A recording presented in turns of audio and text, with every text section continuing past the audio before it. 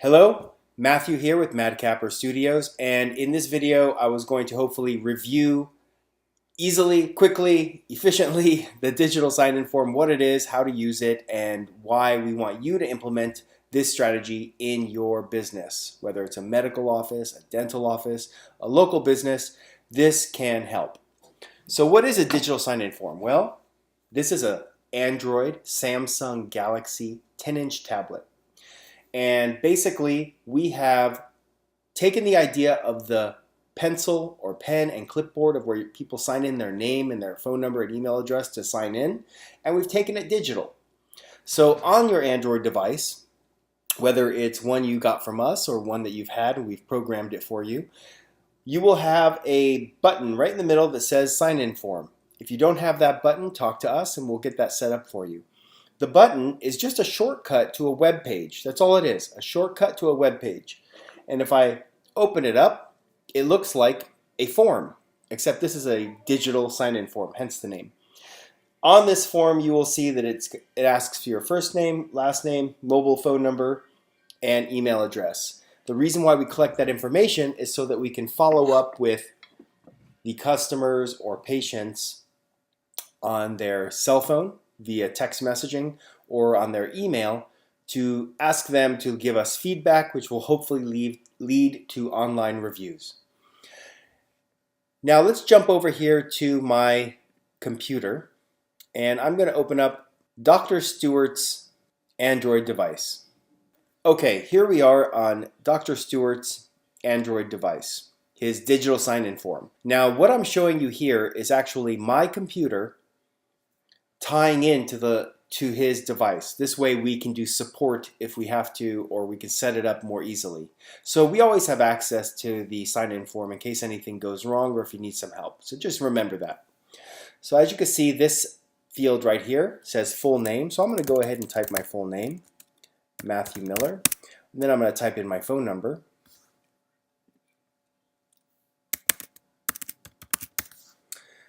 And then I'm going to type in my email address. Now, typically when you're in a local business, you're going to be using the keypad down here, and people are going to be typing their name on it. And then I'm going to hit sign in. And what it should say is, thank you, you are signed in. Okay, fantastic. So that's really it. Now you just put it right back on your table or your front desk, and you wait for people to sign in again. And if they don't sign in, remember just to ask them to do that. Typically, you're going to have a stand that comes with this device,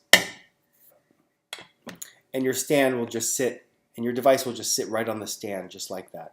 One thing I'd like to mention here is that the strategy and the device and the tool won't work if you cherry pick or decide to sometimes use it or sometimes not. This strategy is intended for everybody to use it. I'm talking 90% of the people. The reason is it's a numbers game, because not everybody is going to leave reviews online. So we want, or give you feedback. So we want people to leave those reviews, everyone to sign in on this page. Now you might be thinking to yourself, well, what if someone leaves a bad review? Well, don't worry about that. Most people like what you're going to do because I'm sure you've got a great business, but we've also have some precautions in place that won't allow them to go online and leave bad reviews as often as possible. I mean, let me just go ahead and show you.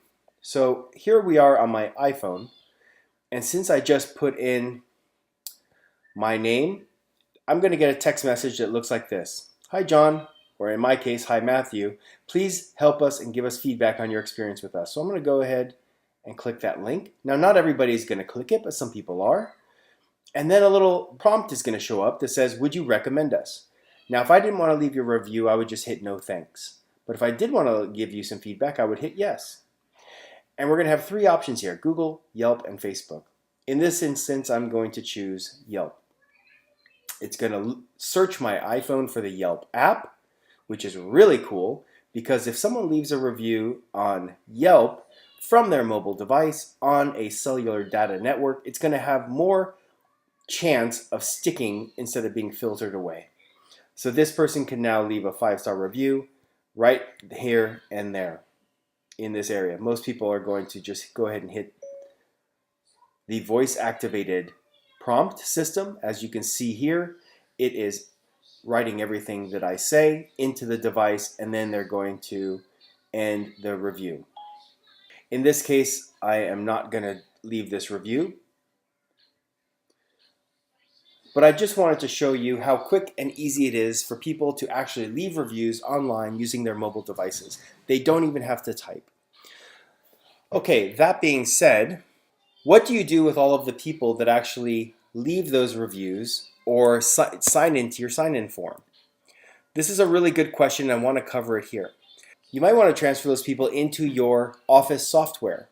I know that in dental practices, a lot of people use Dentrix or EagleSoft. So in that situation, you would just come to our login page, which is boost.reviews/login. And in this situation, we would have already sent this to you. And if you don't have your login credentials to our software, just go ahead and ask me and I'll get that to you. So I'm going to go ahead and log in here with Dr. Stewart's login credentials. You probably can't see them because I'm going to blur them out for the sake of this video. And I'm going to go ahead and sign in. Once I'm signed in, this is your access to our portal. What does that mean? Well, this is where you can see everyone that's signing in. You can see the reviews that you've gotten online. You can look at your contacts. You can see the email campaigns that we're running for you. All of that stuff. You might have a prompt to show you a training video for the first time you log in. Go ahead and watch that. If you don't have the training video that showed up, you can click on this tab over here that says training, and you can go through that. In this situation, I'm just going to go ahead and hit campaigns, and then I'm going to hit sign in.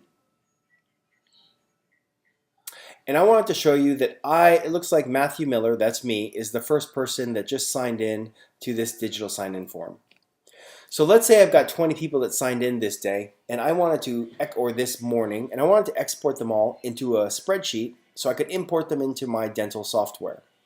I would go ahead and highlight the people that came in today. I can sort by date or by phone number, and most likely you're going to want to sort by date by clicking on this section.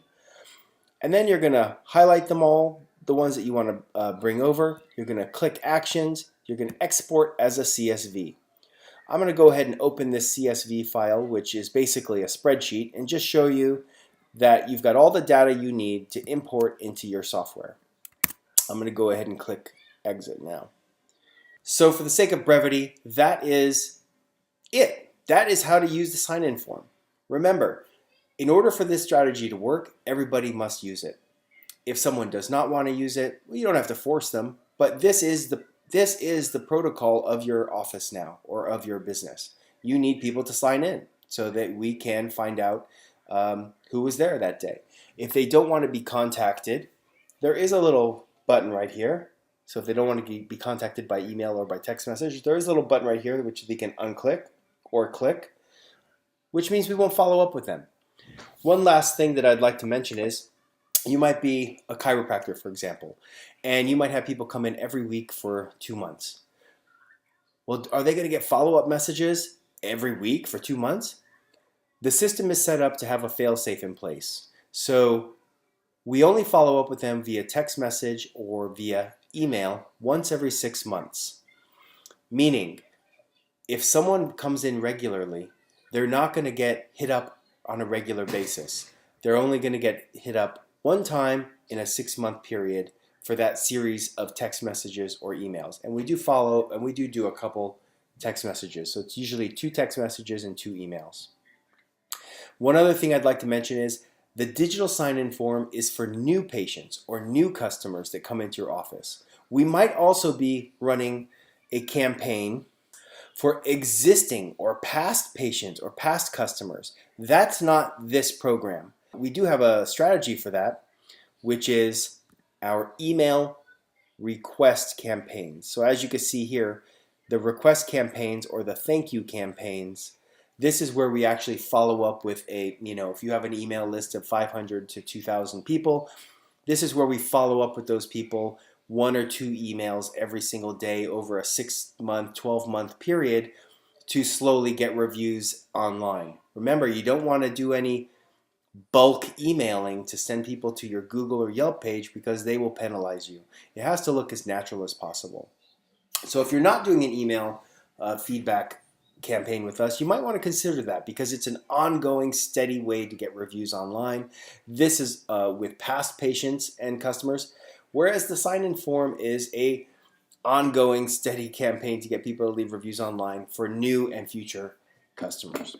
Okay, if you have any questions, you know how to reach us, support@madcappermarketing.com, or just give us a call at 818-254-9554. You probably have our contact information at this point anyway. Take care, and good luck getting those online reviews.